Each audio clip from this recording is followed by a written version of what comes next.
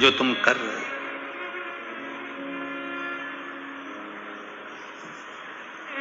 तुम्हारी करी गई भक्ति, तुम्हारा करा गया स्मरण वो खाली नहीं जाएगा।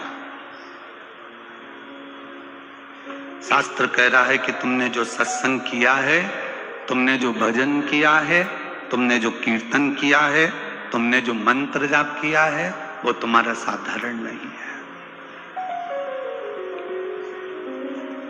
वो तुम्हारा साधारण नहीं है। उस मंत्र जाप का बल, वो बार बार गिर जाएगा, रहने दो, उठा के एक साइड रख दो उसको। तुम्हारे मंत्र जाप का बल, तुम्हारा स्मरण, तुम्हारी भक्ति, तुम्हारा विश्वास, तुम्हारी दृढ़ता तुम्हें परमात्मा के करीब लेकर जाती है।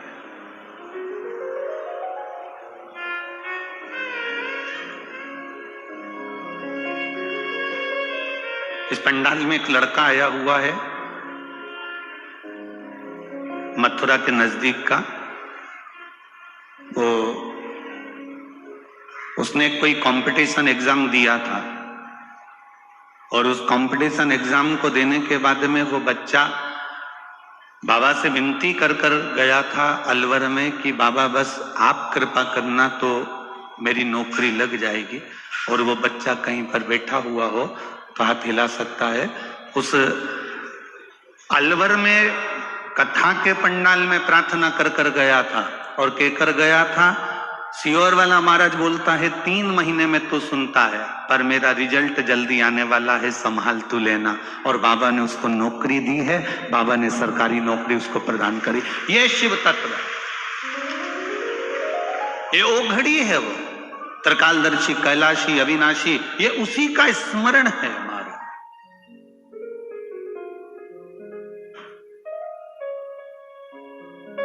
आपने जो भक्ति करी, आपने जो भजन किया, आपने जो भगवान देवाधिदेव महादेव का स्मरण किया, ये कोई साधारण थोड़ी ना हो सकता, ये खाली नहीं जा सकता।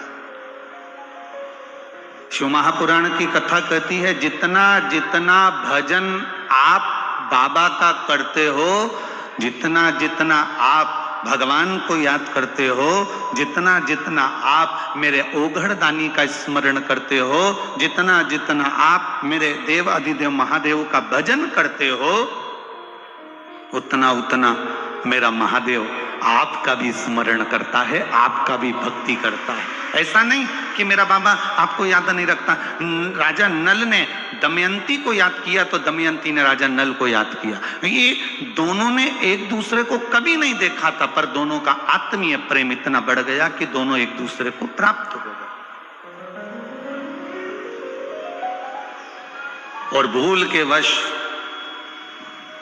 करते करते समय निकल गया और समय के अनुसार, उस समय के अनुसार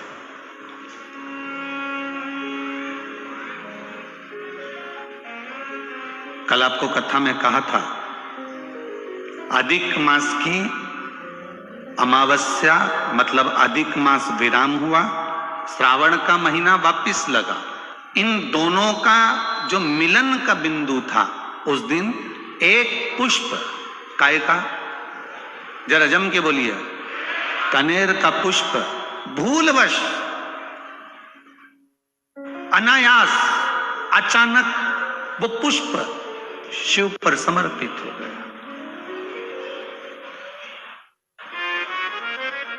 आप में से कई लोग ऐसे बैठे होंगे, आप लोगों में कई लोग ऐसे भी होंगे कि कभी कभी ऐसा होता है कि अपनी गाड़ी से अपन जा रहे हैं और गाड़ी बीच में खराब हो गई, गाड़ी बीच में पंचर हो गई, या गाड़ी में कोई काम आ गया, या कोई गाड़ी में कोई खराबी हो गई, तुम उसमें से उतर गए। उतरे तो सामने कोई वृक्ष था, कोई पेड़ था, कोई मंदिर था, कोई स्थान था, और वहां पर शंकर जी का शिवलिंग रखा हुआ था। भूलवश अब तुम्हें उस मंदिर में नहीं जाना है, तुम्हें उस पेड़ के नीचे नहीं जाना है, तुम सोच कर नहीं गई थी कि मैं इस पेड़ के नीचे जाऊंगी, यहाँ पर शिवलिंग मिलेगा, यहाँ मैं जल चढ़ाऊंगी, यहाँ शंकर जी का भजन करूंगी, यहाँ स्मरण करूंगी। ये तुम्हारे अंदर ये भाव नहीं था। वो तो तुम्हारी गाड़ी पंचर हो गई, तुम्हारी गाड़ी में खराबी हो गई, तुम्हारी गाड़ी में कोई तकलीफ हो गई, तुमने गाड़ी को खड़ा करा, गाड़ी वाला गाड़ी जोड़ रहा था, गाड़ी वाला गाड़ी सुधार रहा था, तुम इतनी देर में उस पेड़ के नीचे चली गई जिस पेड़ के नीचे शंकर भगवान का शिवलिंग था। तुमने भूलवश उस शिवलिंग के पास बैठे और मुख से श्री शिवाय नमस्तुभ्यम कह दिया, तुमने भूलवश ओम नमः शिवाय कह दिया, तुमने भूलवश नमः शिवाय कह दिया, तुमने भूलवश जय राम जी की, तुमने भूलवश जय श्री कृष्णा, तुम्हारे मुख पर जो आया, ओम नमो भगवते वासुदेवाय आ गया, राम नाम आ गया, कृष्ण नाम आ गया, शिव नाम आ गया, तुम्हारे ऊपर मुख पर श्री शिवाय नमस्तुभ्यम आ गया, तुमने जो मन से आया वो तुमने कह दिया।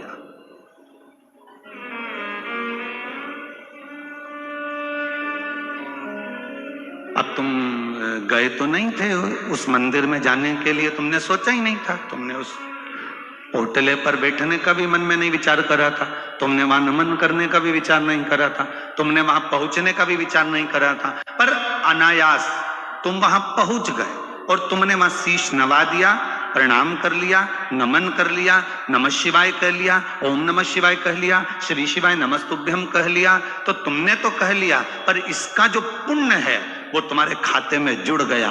कब काम आएगा? जिस समय तुम्हारी दुख की घड़ी आएगी, तब मेरा भोलेनाथ उस जगह पर तुम्हें खड़ा मिलेगा।